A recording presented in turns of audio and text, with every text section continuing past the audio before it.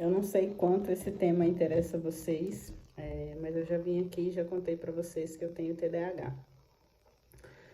Mas hoje lá no estúdio eu tenho uma cliente que ela é autista, ela foi diagnosticada com autismo com 4 anos, ela começou a falar com 10 anos e hoje ela tem 30 anos. Confesso para vocês que é a primeira pessoa autista que eu conheço dessa idade, né?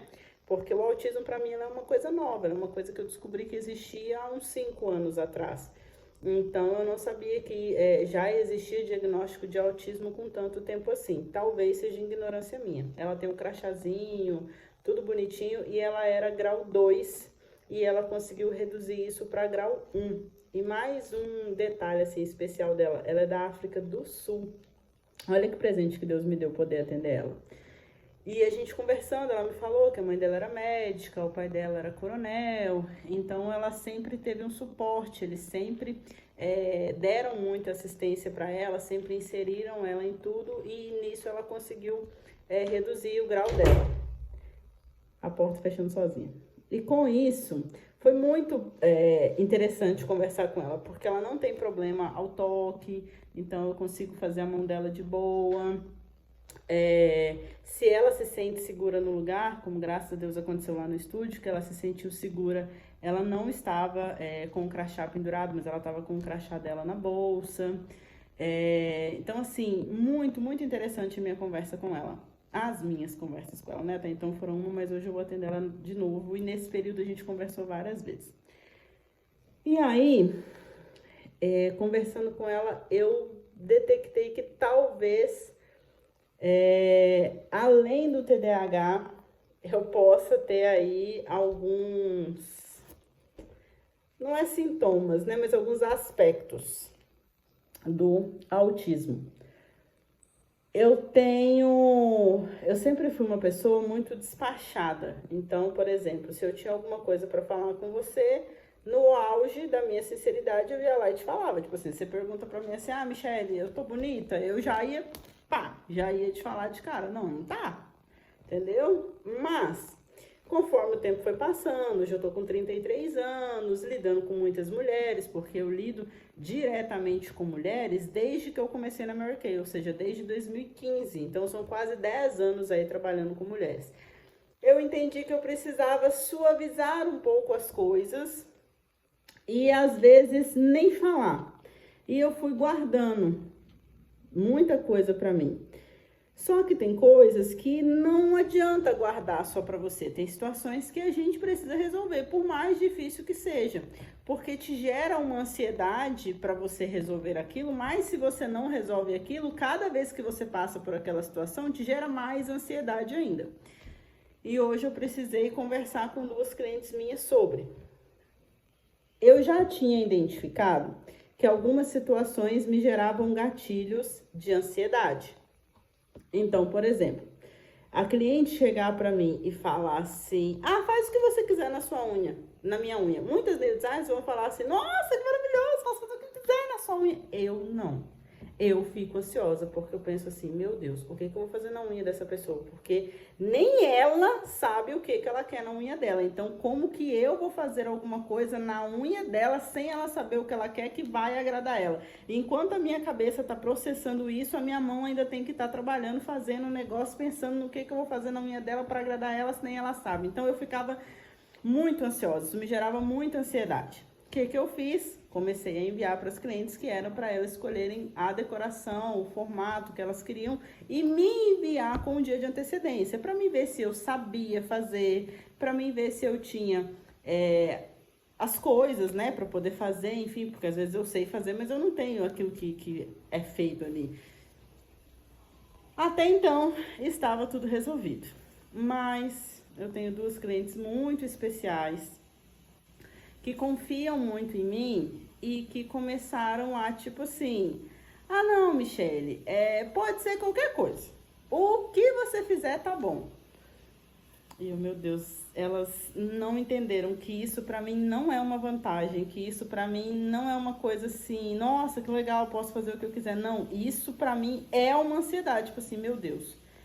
Eu mandei pra elas escolherem antes justamente para não me gerar ansiedade, agora elas chegam aqui e falam isso e aí me gera ansiedade de novo. E eu ficava ansiosa por isso, porque tipo assim, cara, mas por que você não escolhe antes e tal? Porque é na sua unha, você que tem que saber o que você quer. Como é que eu vou escolher alguma coisa para fazer na sua unha se nem você sabe o que te agrada? Como é que eu vou saber e fazer ao mesmo tempo? E ao mesmo tempo eu ficava pensando assim, gente, é muita coisa que passa na cabeça de um TDAH ao mesmo tempo. Por isso que é um transtorno de ansiedade. Ao mesmo tempo eu ficava assim, gente, eu não posso passar por essa situação de novo, eu tenho que resolver essa situação, mas como é que eu vou falar para essa cliente e dar bom e ela não interpretar errado e ela não entender o que eu tô falando de outra forma? E aí fiquei enrolando e procrastinando essa situação por mais de 1 ano. Beleza. Quando foi hoje de manhã, eu acordei e falei, não, de hoje não passa, eu vou falar.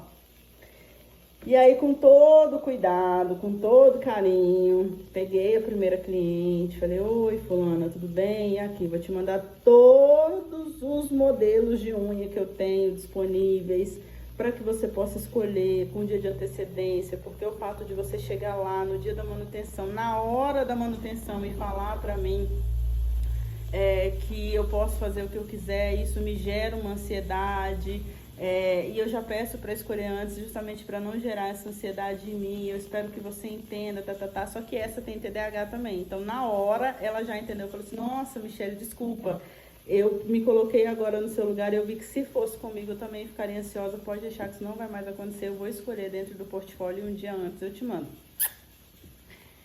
A segunda, as mesmas mensagens, tá? Visualizou e não respondeu. Então, para mim, a maior dificuldade de ter o TDAH é a comunicação. Porque ser um bom comunicador não é falar bem, é ser bem entendido. Então, é você conseguir que aquilo que está na sua mente você consiga transcrever isso para sua boca e chegue exatamente a mesma coisa ao ouvido da outra pessoa. Então, o que acontece em nós TDAHs, e eu acredito que em muitas pessoas autistas também? A gente tem uma mensagem no nosso cérebro, essa mensagem chega na nossa boca diferente, porque a gente já pensa mais rápido do que fala, e quando a gente passa para outra pessoa, a gente passa de uma maneira diferente do que a pessoa interpreta, e aí normalmente dá ruim. Então, assim, é muito difícil. É muito, muito, muito difícil. Eu já tive situações até mesmo no meu casamento de tentar passar uma informação para o meu marido e não conseguir que ele entendesse essa informação. Até mesmo quando eu fui falar para ele que eu tinha TDAH, ele custou a entender. Eu tive que dar infinitos exemplos para ele de como que as coisas para ele eram de uma forma e para mim era de outra forma por conta do TDAH, porque ele não conseguia entender. Então, se você tem, eu quero estar aqui para te ajudar. Se você chegou até esses 8 minutos e pouco aqui do vídeo e você tem TDAH e você tem alguma dificuldade de comunicação ou de qualquer outra coisa, deixa aqui nos comentários que eu faço questão de te responder e de tentar te ajudar. E se você não tem, mas você conhece alguém que tem e às vezes você acha que a pessoa é muito grossa, é muito dura, é muito direta, é muito insensível, não é. É porque nós somos muito literais. Então, se você perguntar pra gente, a gente vai responder com o máximo de educação possível, mas a gente vai ser sincero. Então, é sim ou é não. A gente não tem meio tempo. Pra gente florear uma coisa, pra informação ficar mais agradável aos seus ouvidos, nos causa ansiedade. Então, se você perguntar para mim, se você vier bater de frente comigo referente a determinada situação, e eu tiver que amaciar aquela informação para chegar em você, eu vou fazer. Vai hoje, né? Eu estou tratada, eu vou fazer. Mas vai me gerar toda uma ansiedade para mim conseguir montar uma história, pensar num enredo para chegar até você essa informação, para não te magoar, para não te machucar. Enfim, para você não interpretar errado. E mesmo assim, às vezes, com esse rodeio todo, com esse circo todo, às vezes as pessoas ainda entendem errado.